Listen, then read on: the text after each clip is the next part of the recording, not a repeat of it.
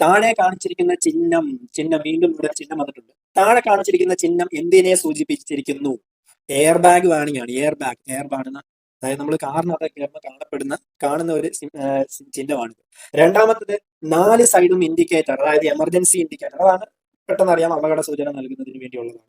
മൂന്നാമത്തത് ട്രാൻസ്പോർട്ട് വാഹനങ്ങൾ ഓടിക്കുന്നതിനുള്ള ബാഡ്ജിന്റെ കാലാവധി 5 വർഷമാണ്. കാലാവധി.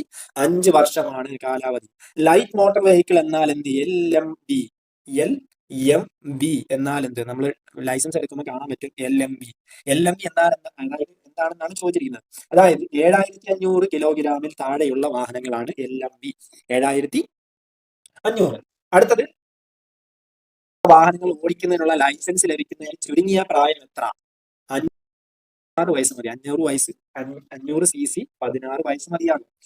ആഡ് ബ്ലൂ ഉപയോഗിക്കുന്നത് ഏത് തരം എഞ്ചിനുകളിലാണ്? ആഡ് ബ്ലൂ നമുക്കൊന്ന് ചെക്ക് ചെയ്ത് നോക്കാം. ആഡ് ബ്ലൂ ഏത് എഞ്ചിനിലാണ് ഉപയോഗിക്കുന്നത് നോക്കാം.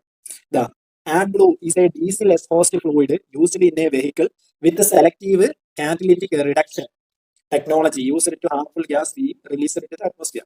അതായത് ഡീസൽ എഞ്ചിനാണ് ഉദ്ദേശിക്കുന്നത്. അടുത്തത്, ഡീസൽ എക്സ്ഹോസ്റ്റ് ഫ്ലൂയിഡ് ഉപയോഗിക്കുന്നത് എന്ത് ആവശ്യത്തിനാണ്? ഡീസൽ എക്സ്ഹോസ്റ്റ്, അതും സെയിം തന്നെ, അന്തരീക്ഷ മലിനീകരണം കുറയ്ക്കുന്നതിന് വേണ്ടിയാണ്.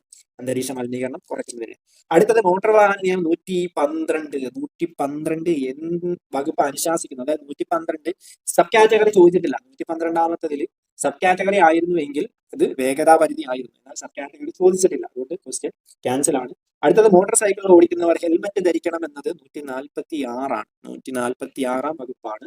അടുത്തത്, റിട്ടാർഡർ എന്ത് ആവശ്യത്തിനാണ് വാഹനങ്ങൾ ഉപയോഗിക്കുന്നത്? വാഹനത്തിന്റെ സ്പീഡ് കുറയ്ക്കുന്നതിനാണ്.